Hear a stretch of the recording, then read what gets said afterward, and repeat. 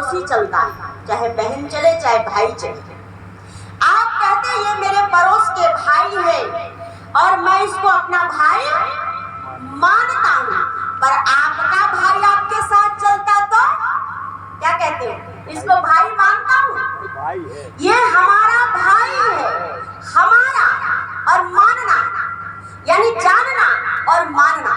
हमारे संतों ने कहा उस धर्म मानने का विषय नहीं है, धर्म जानने का विषय है। और बिना जाने प्रेम नहीं हो सकता, और बिना प्रेम के प्रभु प्रकट नहीं हो सकता।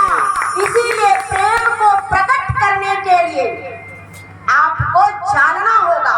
जैसे माचिस की तिल्ली है, माचिस के डब्बी में है, माचिस की तिल्ली मंदिर के ऊपर माचिस की डब्बी रखी हुई है आरती करने के लिए।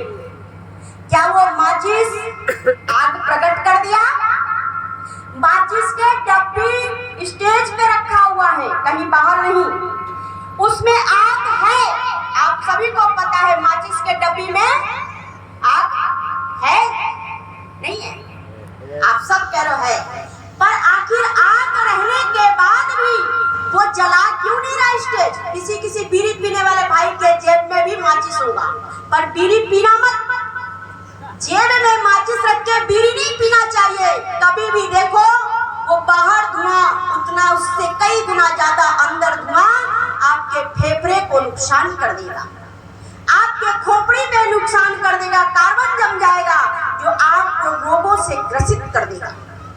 सज्जनों, जब आपके जेब वो माचिस के डब्बी नहीं जला सकता, माचिस के डब्बी यह मंदिर के स्टेज के कपड़े को नहीं जला सकता, पर जैसे ही उस माचिस के तिल्ली को हम घर्षण कर दे और आग घर्षण करने मात्र से प्रकट हो गया, जब तक छुपा हुआ है तब तक कुछ नहीं, पर अग्नि प्रकट होते ही अगर हम यहाँ डालेंगे भी तो आप कहेंगे बहन जी चद्दर जल जाएगा, आप थोड़ा हटा के बुझा के उधर डालिए। कहने का मतलब वह परम पिता परमात्मा का पावन नाम जो धर्म रूपी धागा हम सबको धारण कर रखा है, वह नाम रूपी धागा पूरे संसार को धारण कर रखा है, पर हमारे ही अंदर है, पर हमें पता नहीं है। पता भी है पर हम उसका उपयोग करने की विधि हमें पता नहीं है। एक बहन रोटी बना रही थी और रोटी की लोई लगाई, पहली बार रोटी बना रही थी। खुदा ना खास्ता मैं उसके रसोई में गई, मैंने कहा बहन क्या कर रही हो?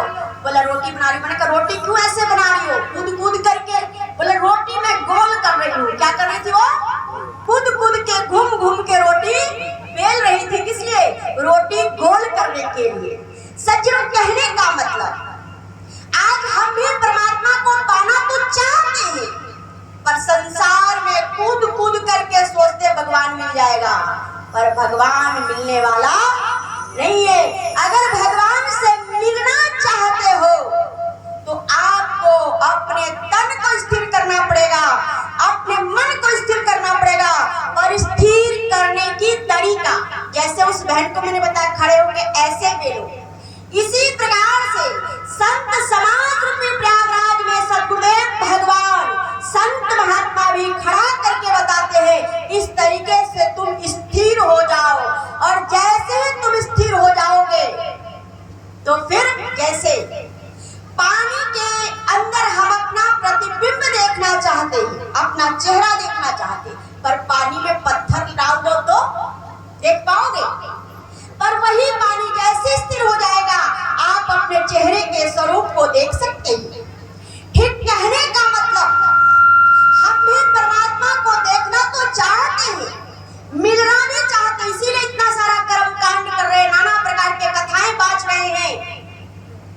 पर ऐसे नहीं, जब तक आपके अंदर भी जो चलता फिरता हिलता डोलता इधर उधर मन भाग रहा है, उसको जब तक आप स्थिर नहीं करोगे, स्थिर करने की तरीका नहीं सीखोगे, तब तक उस परमात्मा से भी आप मिल नहीं सकते हो।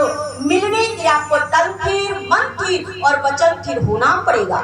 पर होने का तरीका जब तक आप संत समाज रूपी प्रयागराज में नहीं आओगे, क्योंकि बड़े बड़े राजा महाराजा भी स्वयं जो तुलसीदास जी हुए वो भी समय के सदगुरु के शरण में गए, गुरु नरहरिदास के शरण में गए। भगवान श्री रामचंद्र भी विश्वामित्र के शरण में गए, भगवान कृष्ण भी संदीपनी मुनि और दुर्वासा ऋषि के शरण में गए। यानी बिना सदगुरु के उस परमात्मा का दीदार हो ही नहीं सकता। भले ही वो आपकी पूंजी है, आपके पास है, पर जान तभी सकते हो जब तक जनाने वाला नहीं मिलेगा। तो मैं आप सबसे यही कहूंगी, आइए और आज ही जानने की कोशिश कीजिए। पूछिए, पूछोगे तो मिलेगा और नहीं पूछोगे तो देखो पूछना है पूछ लो, नहीं तो आगे पूछ लगने वाली है।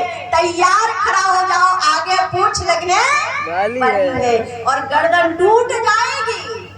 किसी भी जानवर को देखो, पशु पक्षी सबकी गर्दन टूटी हुई होती है। एक मनुष्य है जिसका गर्दन सही है रहता है और उसी के अंदर पूछ नहीं होता है, पर सब के अंदर छोटा बड़ा लंबा कैसा न कैसा पूछ लगाया हुआ होता है। कारण क्या है? क्योंकि परमात्मा ने उसे मौका दिया, उसने कभी भी संतों के शरण में जाके पूछा नहीं। इसीलिए सज्जनों, मैं यही कहूंगी कि आप अभी पूछ लो। अगर पूछोगे तो पूछ नहीं लगेगा, गर्दन नहीं टूटेगा, और नहीं पूछोगे तो आगे पूछ भी लगेगी और गर्दन भी टूटेगा। इसलिए आइए पूछिए और पूछ करके उस परम पिता परमात्मा के पावन नाम को जानिए। मैं छोटा सा भजन सुनाती हूँ, उसके बाद